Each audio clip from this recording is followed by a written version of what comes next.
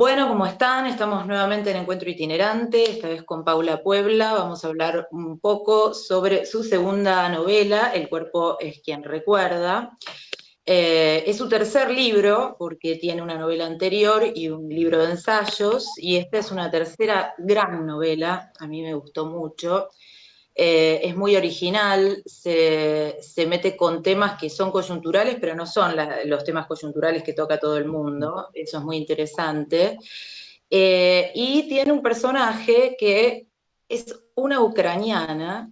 Paula escribió esto antes de que se detonara el conflicto bélico entre la OTAN y Ucrania, y Rusia, perdón.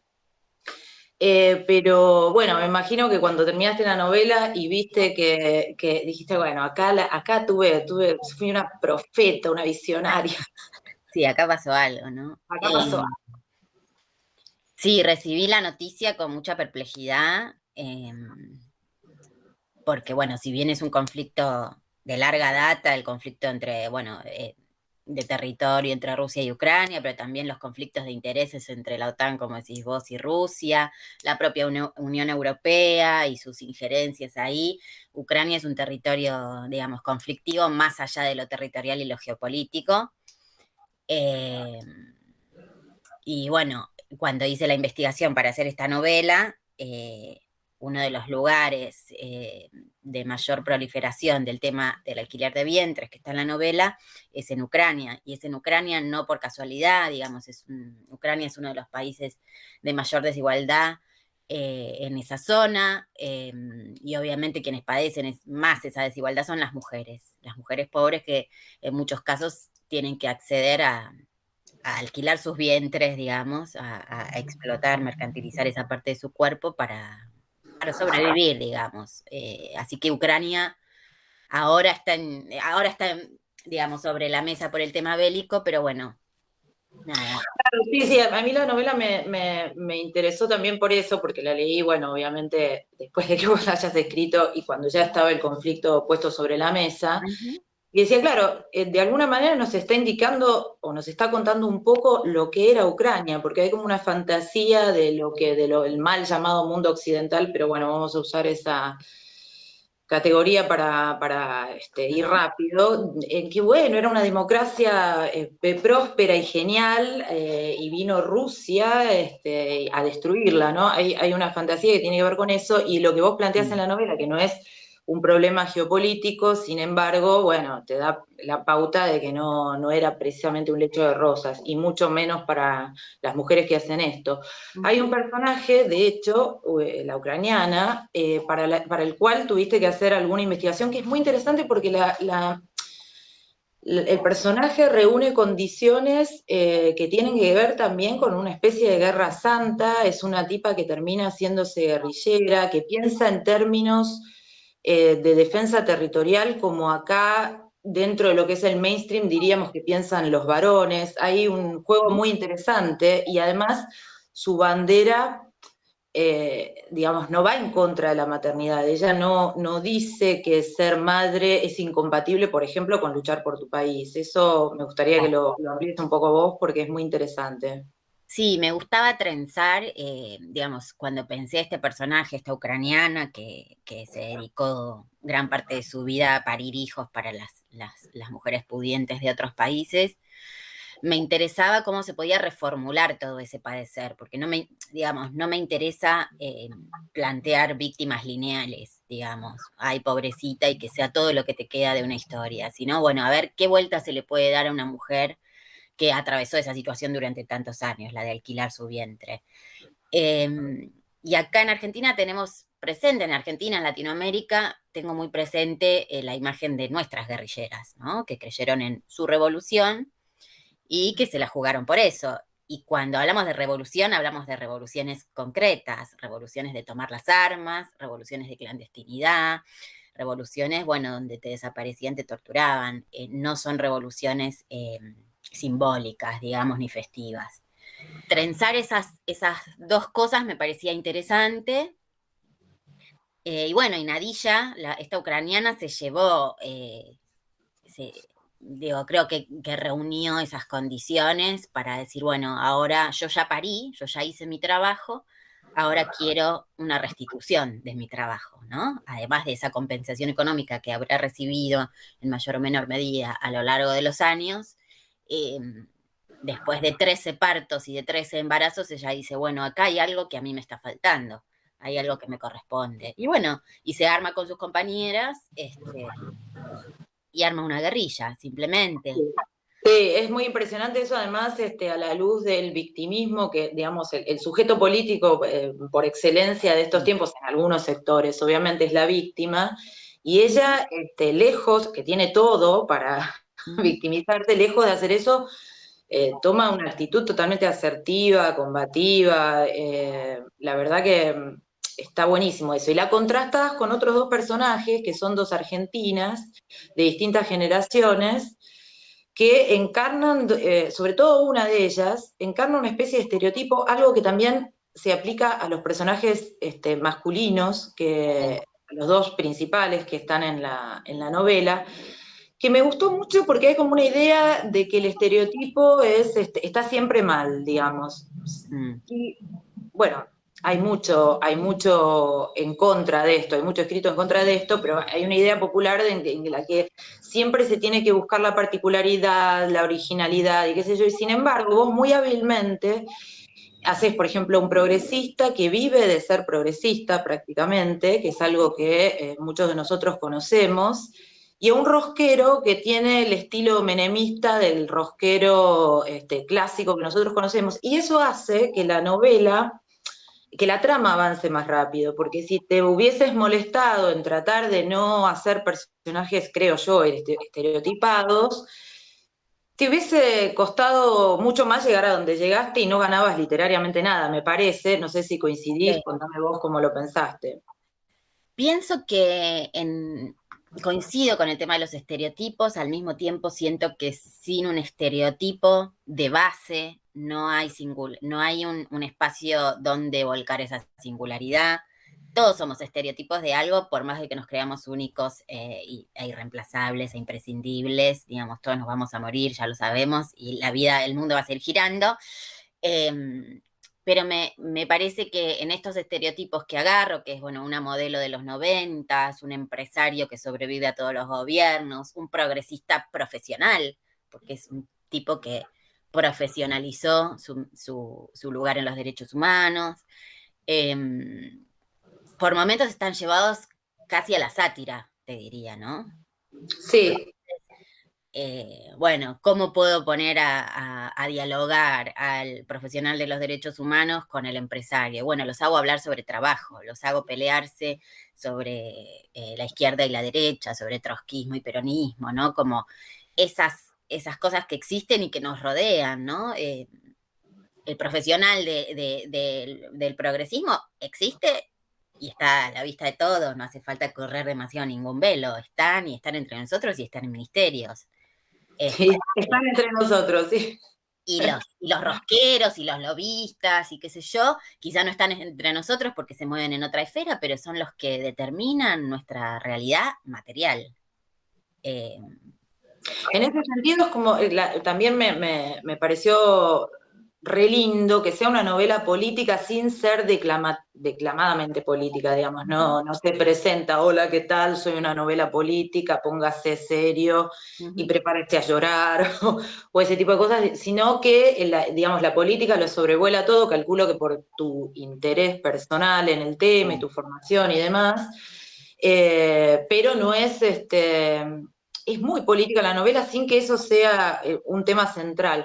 Por otro lado, respecto de las mujeres, hay en el personaje de la modelo que mencionabas recién, que es una mujer que empieza como Lolita en la década del 90, que recuerdo, digamos, para quienes éramos chicos en esa época, era como un modelo aspiracional muy fuerte el de la muy. Lolita. Mm. Y el de la modelo en general, las niñas jugaban a hacer eso, y ella hace un periplo que va desarrollándose de la mano a la agenda, política y coyuntural del momento. Y bueno, contale un poco vos eso, porque también hay ahí una especie de radiografía de lo que se esperaba de las mujeres en un momento, lo que se espera ahora, lo que tienen que hacer para satisfacer esa demanda, etcétera. Lo decís vos muy bien, como que me parece que el derrotero de Victoria, que es este personaje, es una lucha por la existencia, por seguir existiendo a la vista de todos.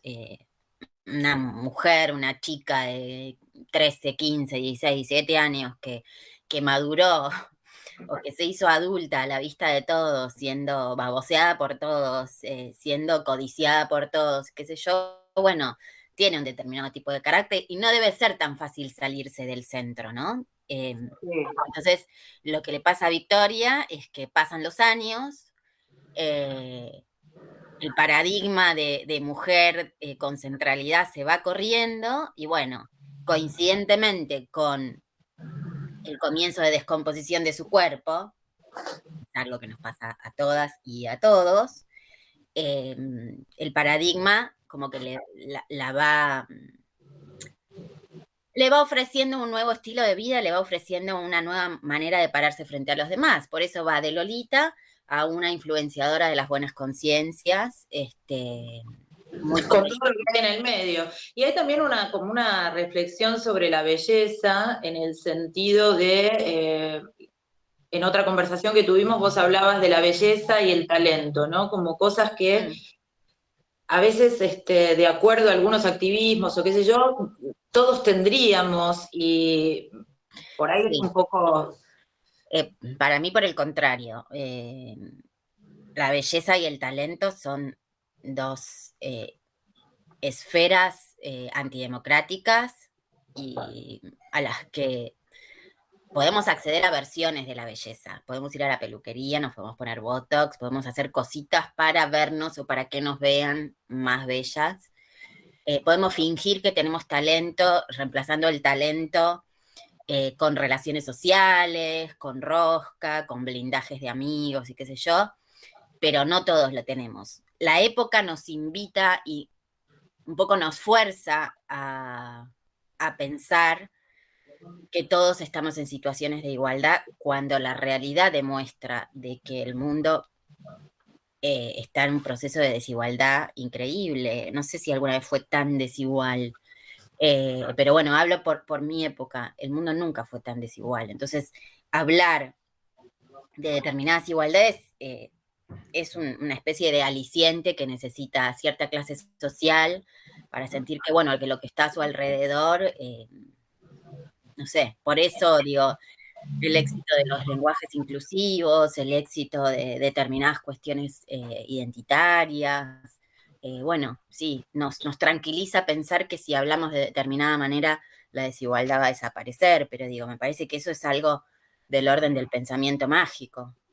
Sí, claro, es casi como si por repetir la palabra pudiéramos establecerla y bueno, todo lo contrario. De Sí. hecho, probablemente la repetición de la idea tenga que ver con la conciencia inconsciente de que no está pasando. Hay otra cosa que sobrevuela sobre todo uno de los personajes, pero que está presente, que tiene que ver con la relación que tenemos con Internet, el algoritmo, las redes, la exposición o no exposición, esa capacidad de Internet capacidad de Internet. Eso que ocurre cuando uno de los personajes, Victoria, creo, no, Victoria no. Rita.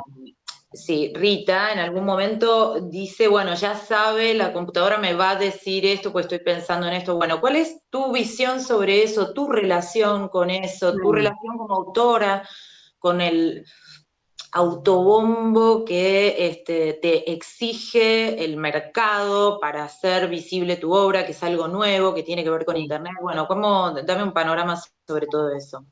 Primero a nivel personal lo vivo con mucho conflicto. Mm. Es algo que en los últimos años como que se anuda un poco la figura del autor con la obra y se vende un poco la figura del autor más allá de lo que escriba. En muchos casos se vende más el autor que la obra, en otros no.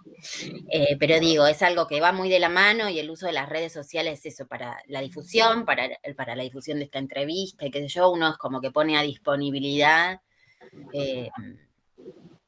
su persona también, digamos. Y a mí me genera un conflicto. No sé si te digo que me hubiera gustado nacer en una época sin internet, no lo sé, pero me parece que las cosas eran más sencillas, ¿viste?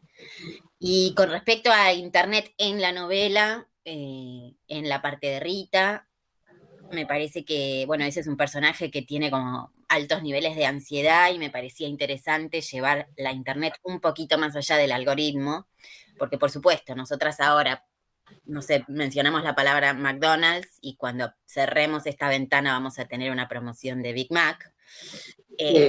Me interesaba llevarlo un poquito más y que la computadora ya sin ingresar nada pueda leer los niveles de ansiedad de los personajes, que no me parece, o sea, puede parecer una locura, pero no sé si es tan una locura.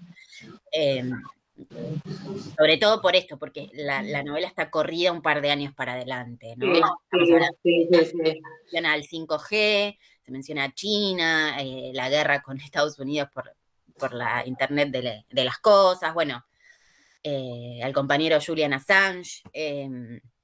Bueno, está todo corrido un poquito más para adelante y digo, bueno, es algo que...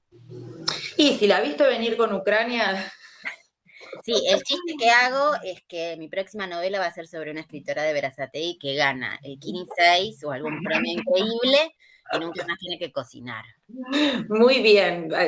Si me podés hacer algún personajín, Te una hago, te hago. periodista precarizada que de golpe le pagan todo en tiempo y forma. Divino.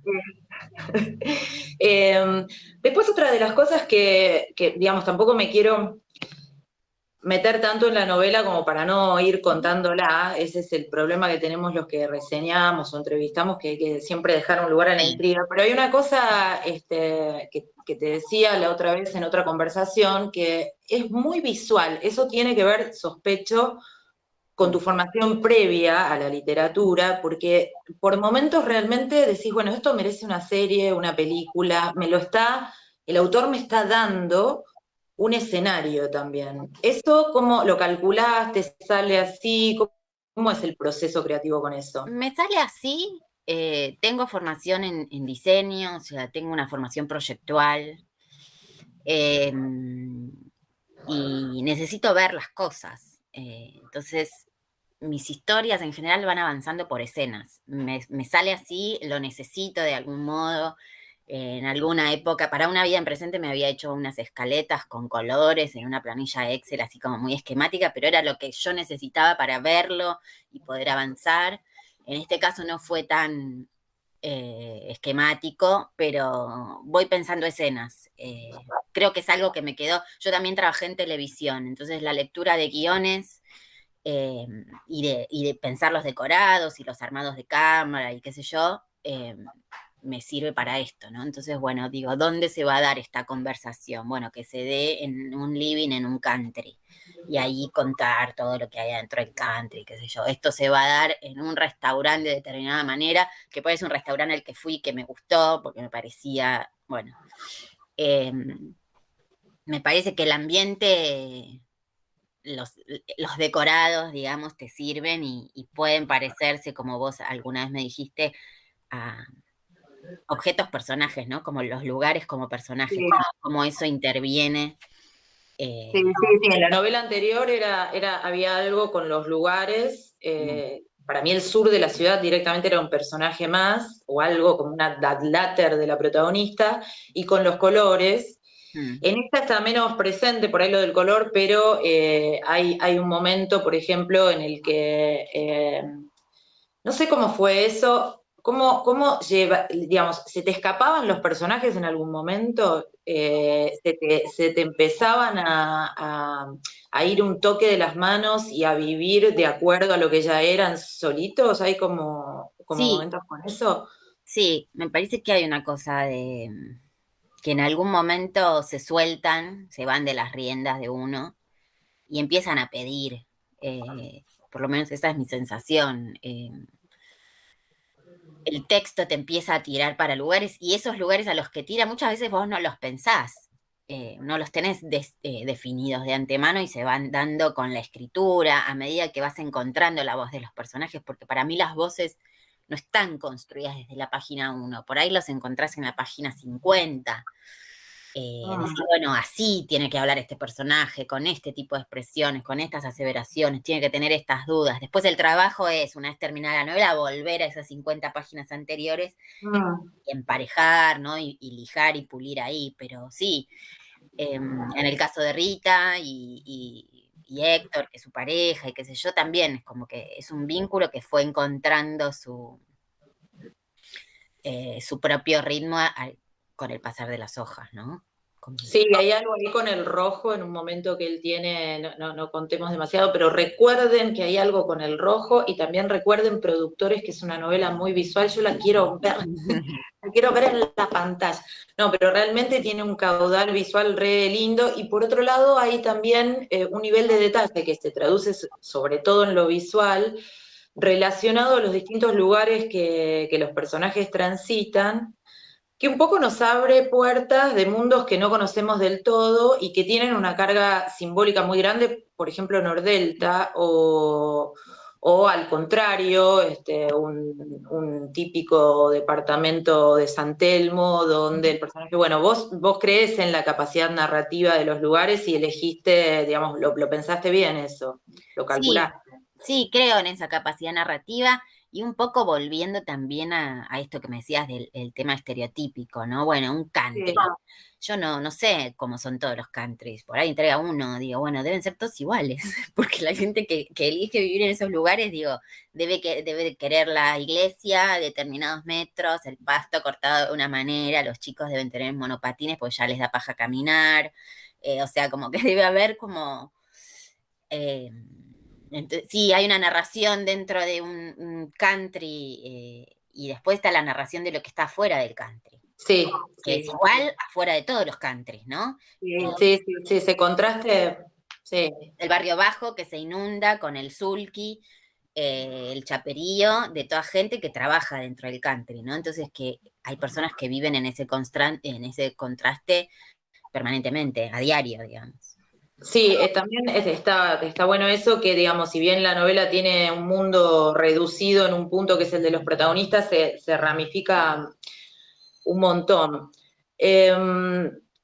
Volviendo un poco a la cuestión de la difusión de la propia obra o del propio laburo, por ejemplo, cuando yo empecé a trabajar, había mucho trabajo para periodistas en oficinas de prensa. Ahora la prensa realmente la hacen en general los autores y existen como ciertas camarillas y vos sos bueno, yo te conozco, ¿no? Pero digamos, sos aún sin conocerte, pienso que eso se puede inferir, una persona que no es complaciente o que no está desesperada por entrar a lo que sería nuestro módico, como dice el turco Asís, establishment literario. Y también hay una segmentación dentro de lo que es la literatura que tiene que ver con los activismos sobre los que hablamos antes, que bueno, esta es literatura feminista, esta es literatura, Bien. digamos. Y vos te corres de todo eso, ¿por qué? ¿Qué opinás de todo eso? Me corro en primer lugar por un tema de carácter. Eh, Mi mamá podría dar alguna declaración con respecto a este tema, y la gente que más me conoce, pero hay cosas de esas camarillas que no me parecen que estén buenas, no me parecen que estén copadas, eh, porque, a ver, para decirlo de una manera muy frontal, dañan la literatura. La literatura es otra cosa, la literatura no es una camarilla de mejores amigos o amigas o amigues. La literatura es literatura y por eso también reniego de la etiqueta, bueno, esto es literatura feminista, no sé cuáles son ahora las etiquetas, ese etiquetado frontal.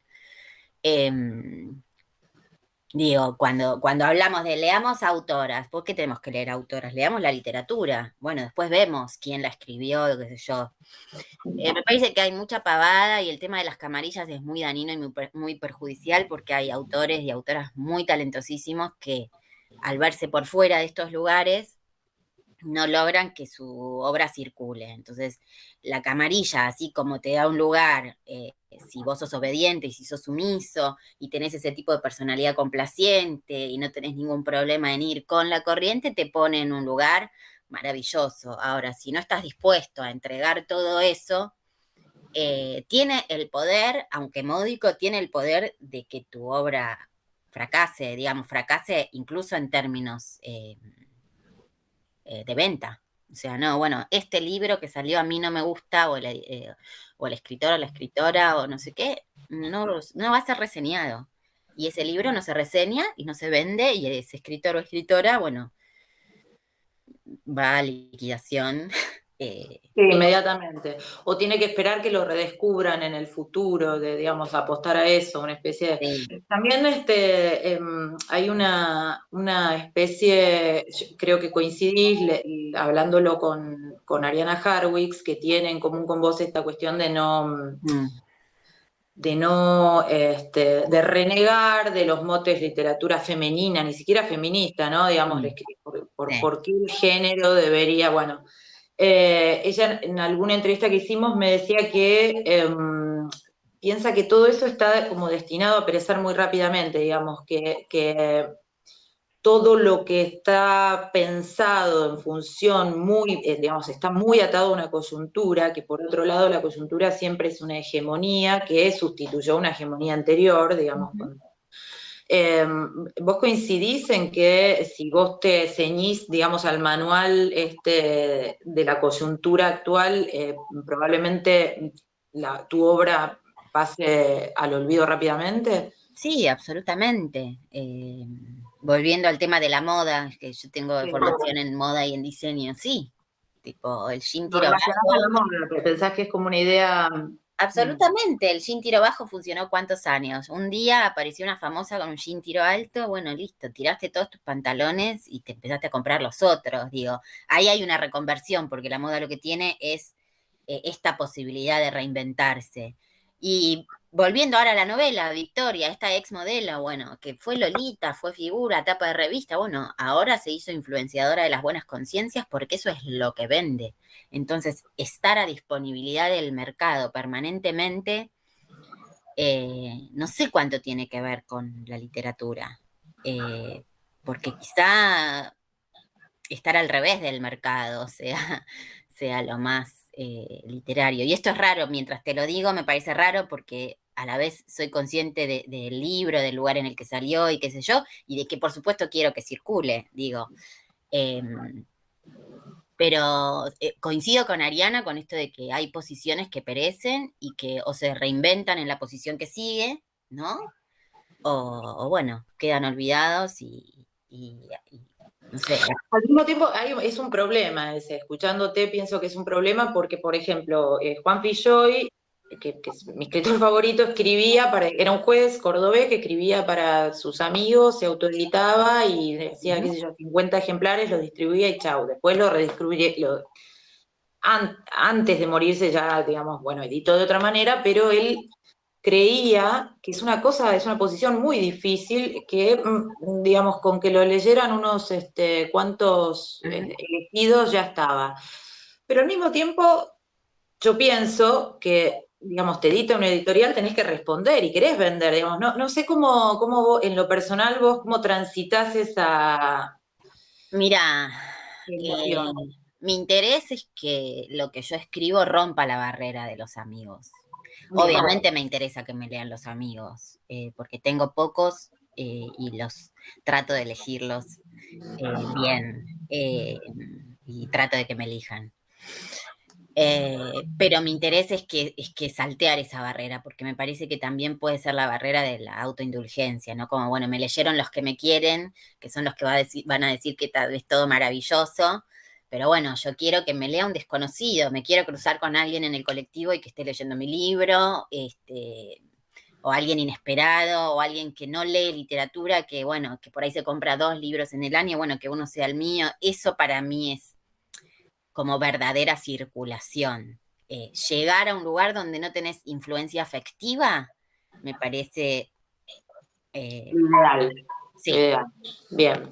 ¿Y cómo lidias con la idea de fracaso? Recién, no sé, a propósito de qué decíamos fracaso, éxito, ¿no? Que son nociones también bastante subjetivas y dependen de la persona muchas veces, y a veces digamos, ahora para mí lo que está en boga es la frase, en boga no, seguro, es la convicción o la autopercepción de éxito fundada en un éxito, por ejemplo, el éxito efímero de las redes. Sí. Pero no sé si alguien habla de fracaso, ¿viste? O del temor real al fracaso. No, no sé cómo lo vivís vos, todo eso del éxito y el fracaso. Este, mira, O si podrías convencerte de que tenés éxito o de que fracasaste fundada en percepciones que no tengan que ver con la venta concreta de un libro. mira, para mí estoy segura de 2 cosas de todo esto que me decís. Que el éxito es, a ver, para mí, ¿no? Esto es en mis términos, Sí, como parámetro. Para mí es un éxito es haber puesto punto final a esta novela y con los niveles de exigencia que manejo, decir, bueno, esta novela está buena, merece ser leída, digamos, merece las 2, 3 horas que puede pasar una persona leyéndola. Eso es un éxito para mí. Eh, y la idea de fracaso es como una forma de vivir que tengo, o sea, como que a mí me gusta pensar que lo que yo hago no importa, me sirve para seguir adelante, no sé, es lo que me saca de la cama todos los días, es que yo no importo, tipo, apenas le importo a mi marido, a mi familia, ¿viste? Como digo, bueno, eso de no creerse tan importante me parece fundamental y me parece como que te mantiene los pies sobre la tierra, más allá del fab, del retweet, más allá de toda esa cosa que es muy se prende fuego muy fácil y se apaga, ¿viste? Es como que se consume muy rápido. Mañana se termina internet, un chino desenchufa un cable, se termina internet, ¿y quién sos? ¿Aprendiste a hacer algo? ¿Te sirvió de algo? Todos esos seguidores, ¿qué carajo es un seguidor?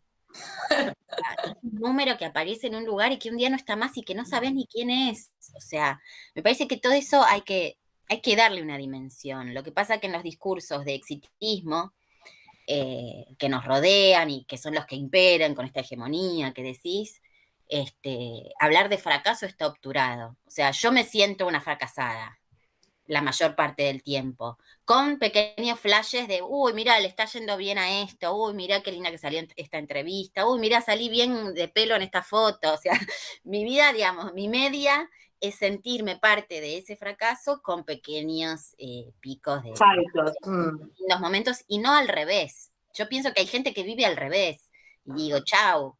O sea, con la confusión. Hay algo muy interesante que decís que es el problema de la autopercepción. Sí. Eh, Hay espejos que yo no sé dónde los venden, pero me gustaría saber dónde para ir y comprarme uno que te devuelve No paredes con eso. una imagen de vos mismo que decís, chau, está lleno de Morias Casanes y no nos dimos cuenta. Sí, sí, sí. Eh, Increíble. sí, Bueno, porque, digamos, este tormento que te acompaña, que, digamos, lo digo obviamente con ironía, y me parece tormento en la medida en que justamente en función de esto que decías, cualquier padecimiento mínimo ahora es magnificado y demás. Cuando escribís, ¿sufrís? ¿Cuál es el mood de escritura que tenés? sí, no la paso bien. Mm. Hay algo de la implicancia corporal, de la implicancia del cuerpo frente a la compu, que es esta misma compu, eh, que se pone como... Siento algo de la carne viva, siento algo del esfuerzo, muchas veces termino de escribir, no sé, por ahí 2 carillas, 3 carillas, que un buen día que digo, bueno, escribir una escena, qué sé yo, y termino cansada, realmente físicamente cansada, que es algo también muy difícil de explicar, porque digo, en la calle hay gente empujando carros con chatarra, ¿no? Entonces, bueno, también hay que tener conciencia de eso. Eh, Pero sí, no son momentos de alegría y soy muy despareja con el tema de la producción, no tengo disciplina. Hay gente que yo conozco gente que, no sé, todos los días se obliga a sentarse 3 horas, toda la mañana, toda la tarde y producir, por más que sea una porquería. No, yo soy muy despareja.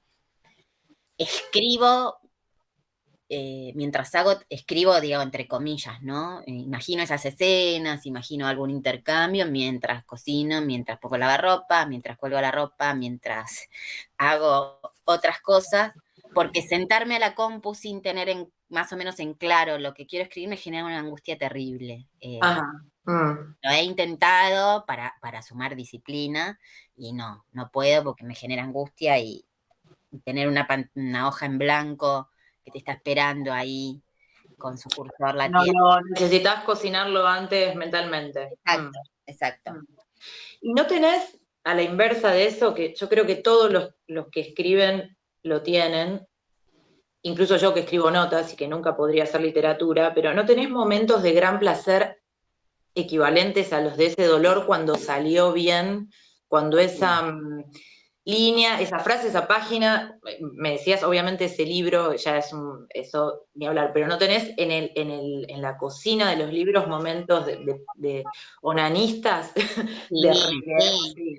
sí, y cuando llega ese pequeño orgasmo que vos decís, ay, mirá lo que hice acá, y te querés felicitar a vos misma en un momento de total ridiculez, pero sí, sí, me pasa y eso es lo que te empuja también, como bueno, en esta hoja no había nada y ahora está esto, y esto me da placer, es muy extraño, hay como una cosa medio creacionista ahí, también ridícula. Eh, sí, pero también son como pequeños piquitos de... Pues el general es el sufrimiento. Claro, por ahí esos piquitos son los que sostienen todo, ¿no? Lo estás Sí, graficando de hecho de esa forma, es como los broches y la sí, ropa. sí. eh, Buenísimo, porque me parece que lo contrario es medio una fantasía, ¿no? No sé si existe esta cosa, qué sé yo, Walt Whitman, pero no sé. Para cerrar, hay otra cosa que es un poquito larga, pero me parece... Las dos novelas tienen algo, que yo insisto con que son coyunturales, pero son coyunturales de manera, al reverso de las coyunturas habilitadas. Tienen mucha presencia de la farmacología, digamos. Está por un lado Internet, que funciona como esto que decíamos, y también está una sociedad, a través de los personajes tuyos, una sociedad totalmente intervenida por lo farmacológico, que es el gran tema de este momento, por eso se trata con mucho... ¿Por qué te tiró eso? ¿Qué pensás de eso? ¿Cuál es tu relación con eso? Etcétera. Eh, bueno, hay una primera relación y es personal. Tomo una medicación crónica. O sea, un día me enfermé y me dijeron, señorita, usted tiene que tomar esto de acá hasta que se muera. Bien. Maravilloso. ¿Podés no tomarlo? No, no podés no tomarlo. Lo tenés que hacer. Todos llevamos algo de la farmacología adentro. La pandemia es algo que lo expuso y lo manifestó de una manera muy contundente y unilateral. Todos cuando vamos al vacunatorio, más contentos, menos contentos, digamos, estamos Estamos invitados. afectados por la técnica, por la ciencia. Incluso la gente que no se va a vacunar, porque hay gente que no se quiso vacunar o qué sé yo, después va y se toma un tafirol, digo, no son... No, no, no, nadie queda fuera de la Nadie farmacología. queda afuera y pensar Nadie. que quedas afuera es también parte de una ilusión. Como, bueno, yo no me pongo barbijo porque el barbijo es todo un invento para que no sé qué. Bueno, está bien, pensás que sos libre porque no te pones el barbijo, pensalo, pero no sos libre por un montón de otras cosas, Sí, digamos. sí, sí, sí, la idea de libertad también, bueno, sí, ya daría Claro, para 3 conversaciones más, sí. creo que es muy difícil pensar en el afuera, ¿no? Como, si no es esto, ¿qué otra cosa es? Y es muy difícil porque son poderes tan totalizantes, ¿no? La farmacología, la técnica, la medicina, las nuevas técnicas de reproducción, este, cómo lentamente empezamos a necesitar más y más cosas hasta que esas cosas se volvieron parte de nuestra cotidianidad. Internet es un elemento más, como el fuego, como el aire. O sea, esto no lo podríamos estar haciendo sin nuestras compus, sin nuestras conexiones. Entonces me parece que es difícil pensarnos por fuera de todo este sistema en este siglo que recién empieza, que llevamos 25 años, eh, y que podríamos decir que es distópico en cierta forma. Entonces ahí distopía y realidad bueno, se empiezan a blurear los límites y decimos, bueno, ¿hasta dónde esto es una distopía? Porque bueno, el cuerpo es quien recuerda, hay gente que piensa que es una realidad distópica, para mí no lo es, porque digo, es una realidad que si vos querés comprar un bebé lo podés hacer. Entonces, ¿qué tiene de distopía? El mercado, ¿no? Como que le está robando espacio a la literatura, si querés. Pero pensás también que hay como límites éticos dentro de esta, digamos, por un lado no podemos zafar porque todos estamos, pero hay como límites éticos que se van corriendo cada vez más y también, por ejemplo, en las medicamentos psiquiátricos, fueron cruzando barreras y haciéndose cada vez más frecuentes en sectores de la población que históricamente no necesitaban de ese tipo de ayudas, o eso parecía, sin que, por lo menos desde mi perspectiva, mejore nada demasiado, digamos. No es que estando todos tomando clona, las cosas se ven mejor. Y ¿pensás que hay problemas éticos graves? Digamos, ¿coincidís en eso? Me parece que Sí, sí por lo que escribís, ¿no? sí, Pero sí, sí, coincido que los límites se van corriendo, habilitados por un mercado que te ofrece cosas. Si está para comprar, ¿cómo va a estar mal? Es porque hay. digamos, una conjunción de mercados con límites éticos, que es el mercado para vos el que rige el corrimiento de estos límites éticos. Y bueno, a veces es el Estado, pero me parece que el mercado es mayor a los estados hoy por hoy, ¿no? Y, espera que te iba a decir algo y se me fue la Digo que idea. trabajan en connivencia también. No, no hablo específicamente del Estado argentino, sino de las estructuras de poder ahora, no, Las no son estatales. las del Estado de Bienestar, digamos. No es lo mismo. Sí, para un segundo que me dijiste algo sobre la medicación psiquiátrica. Ah, sí, ahora me volvió. Creo que todo esto existe para que sigamos funcionando, para que no paremos de producir contenido en las redes sociales, no paremos de ir a trabajar, no paremos de funcionar, ¿no? Hay una cosa de que la máquina nos necesita andando, dándole nuestra sangre a ellos, ¿no? Para que ellos puedan hacer girar esas ruedas. Entonces, todo lo que es medicación psiquiátrica, que yo no sé si es para mejorarte. Es Es para para que el puedas funcionamiento, levantarte pero de no es la un cama. funcionamiento que se daba, de hecho, digamos, esto no tengo respuesta, y te invito a pensarlo y podemos hablarlo en otra entrevista, pero no estaba funcionando, digamos, de hecho, ¿en qué? No. De hecho, a veces es hasta paralizante cierto tipo de medicación. Por ahí es un tipo de funcionamiento, me hace pensar esto que decís, para que sigamos cargando contenidos que alimente cierto funcionamiento, es decir, el que tiene que ver con ese mismo mercado, no sé, porque no es que el mundo estaba paralizado y se empezaron a administrar drogas de manera tan masiva para movilizarlo. No, el mundo no estaba paralizado, pero me parece que determinados sujetos empezaron a colapsar. Como, bueno, ¿qué hago? Qué hace el mercado con ese colapso? Bueno, va y le da una pastillita Mm. para que esa crisis, para que ese agente del caos, para neutralizarlo, digo, el Viagra, por ejemplo. Vamos para un lado más Sí, festivo. Tipo, sí, bueno, sí, sí. el tipo no tiene problemas de erección. Para que no colapse ese tipo, para que no colapse eso, le vamos a dar esta pastilla para fingir que el tipo está excitado. No está excitado, se le agarró todo el pito lleno de sangre porque se lo permitió la farmacología, digamos, pero no es excitación. Sí. Entonces, no sé, la técnica se pone eso al servicio de un mercado y ese mercado va corriendo los límites. Yo no sé, con el tema de los tratamientos hormonales para hacer los cambios de género y qué sé yo, eso hace algunos años no existía y yo no sé si atravesaba las cabezas de las personas que después lo terminaron haciendo. Entonces, ¿lo queremos porque existe en el mercado o lo queremos desde antes? Y hay un montón de preguntas ahí éticas para formular. En este caso, sobre el alquiler de vientres. Si el alquiler de vientres no existiese, ¿te adoptarían más chicos o no?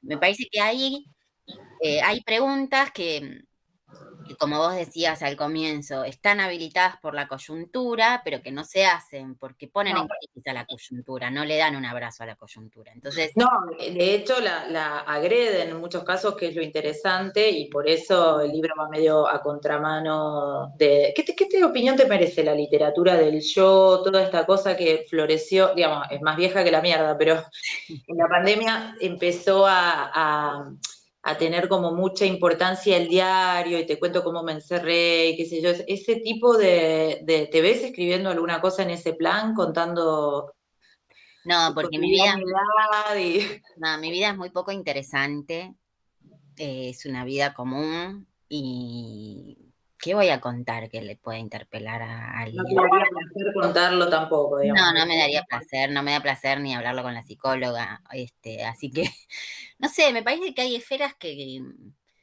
no son para compartir. Me parece que la literatura del yo lo que habilita es un blindaje a la crítica, porque ¿quién va a criticar a alguien que escribió desde el yo? Porque en realidad entonces estás atacando a ese autor o a esa autora.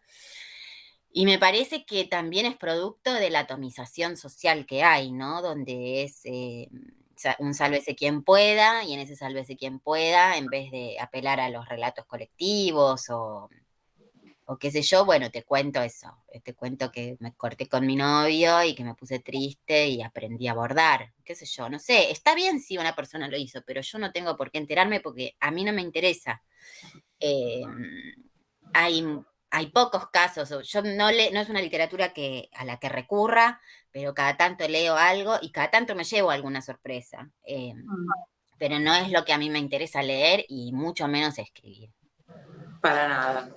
Dije que iba a hacer una última pregunta y voy sumando más, pero bueno, no quiero dejar pasar la oportunidad. Mm. Eh, la política, la coyuntura, la apertura de preguntas, son todas cosas que contiene la novela, Mm. pero no hay y además hay una toma de posición del autor que uno entiende, todas estas preguntas, de hecho, te las hago por eso, pero en ningún momento hay una intención, o por lo menos yo no la veo, de pedagogizar, y pensaba cuando hablábamos de la literatura del yo, que también hay otro tipo de libros que son un fenómeno contemporáneo bastante masivo, que tienen que ver con enseñarte o a vivir mejor, o incluso a cómo vivir la política. También ahora hay como mucho ensayo político pedagógico que te dice, según la perspectiva del autor en general, que ni siquiera es propia, pero bueno, hay Sí. como mucha pedagogía en formato libro, tanto en ficción como en ensayo, como en cosas que no sé cómo nominarlas, que la autoayuda, todo eso. Pero, ¿qué opinión tenés sobre eso y cómo eludís, siendo una persona de principios, no caer en la pedagogía o en la bajada de línea, etcétera? Mira, te lo voy a decir muy lisa y llanamente. El tipo de literatura de la pedagogía a mí me parece una porquería, me parece una mierda. Y salgo corriendo de esos libros. Cuando abro un libro y empiezo a leer y empiezo a percibir la intención del autor o de la autora sobre determinado tema, eh, salgo corriendo. No me gusta. Eh, Me parece que la literatura no es un lugar para bajar línea, para pedagogizar, para educar al soberano desde un lugar de la ilustración. Me parece que es un lugar para hacer exactamente lo contrario, ¿no? Eh, Con el ensayo, ¿qué te pasa? Porque el ensayo estaría más habilitado a hacer pedagogía, pero al mismo tiempo creo, por lo menos desde mi experiencia como lectora, siempre son más interesantes los ensayos que se permiten una pregunta, digamos, eh, es que que no sé si... Sí. no, es que, no sé, mi posición con la escritura es escribir para poder pensar. Siento que es un lugar donde puedo pensar y pensar en forma, yo pienso en forma de pregunta, no pienso en forma de aseveración. Si estoy aseverando, estoy, bueno, sentenciando una verdad, este, Y no, mi vida no está construida de verdades, mi vida está construida por preguntas y me parece que está bueno poder transmitir eso. Yo no estoy diciendo en el cuerpo es quien recuerda que es la maternidad, o si querer tener hijos está bien o no querer tener hijos. O sea, no me interesa eso, me interesa que todos nos formulemos preguntas nuevas. Bueno, yo pensé que esta técnica estaba mal, bueno, ahora no sé si está mal. Y al revés, me parece que lo aseverativo hay que dejarlo para, no sé, para las militancias, para otro tipo de expresiones, para los panfletos, para los manifiestos. La literatura me parece que es un lugar para explorar las zonas oscuras, las cosas macabras, lo siniestro, lo monstruoso, lo que está mal. Y sí, querer pedagogizar o querer que la buena conciencia entre en las páginas de un libro como las camarillas, le hacen mal a la literatura. Entonces, y desde mi escritura, eso, como que no me permito hacer una bajada de línea moral, porque ¿quién soy yo para hacer una bajada de línea moral a nadie? O sea, yo escribo oraciones, tipo, con suerte, de una linda manera, pero... Sí, no, incluso cuando haces en el libro de ensayitos, de notas, que das, digamos, opinás, no vi que sea con una intención de, bueno, la tengo re clara y te voy a explicar cómo es, ¿no? Pero me parece que hay mucho de te explico cómo es y no percibo que entres en eso. Bueno, como última, que es como bifurcada en dos preguntitas, es, me decías que la página en blanco no, que te sentás a escribir con algo ya cocinado y sé que estás empezando una nueva novela. Entonces, combinemos las dos preguntas. Un adelanto, lo que puedas, Sí. y en qué instancia estás y cómo te pusiste a escribir. Mira, como esta novela la terminé hace bastante, hace como 1 año y medio, que está terminada, que yo obviamente estaba esperando la salida, y ahora estoy esperando que pase un poquito como este piquito para volver a hacer el gesto, para poder sentarme. No tengo una sola página escrita, no tengo un párrafo escrito de lo que quiero hacer, de la próxima novela, pero tengo un montón acá, como que me empezó, ¿viste? Cuando uno hace un guiso y empieza a burbujear en la olla, bueno, tengo la cabeza burbujeando. Y quiero hacer algo que tenga que ver con la continuidad del cuerpo, que me parece que están las dos novelas anteriores. Quiero enlazar un poco estas nuevas expresiones de derecha, que bueno, obviamente no es un fenómeno argentino, sino global, y un método peculiar para reducir el déficit fiscal. Eso es todo lo que puedo decir. El combo. Bueno, muchas gracias, Paula Puebla. El tiempo Gracias. que recuerda está editado por Planeta. ¿Planeta? Por Tusquets. Por Tusquets. Lo que pasa es que yo tengo como todo, no me acostumbro. Y está buenísima, es mi opinión, y lo digo delante de la autora, pero lo digo a espaldas de ella también. La verdad que no se la pierdan. Muchas gracias por la conversación, siempre es re lindo que hablemos. Gracias a vos y gracias a Encuentro Itinerante. Sí, gracias a Encuentro Itinerante. Chau, chau.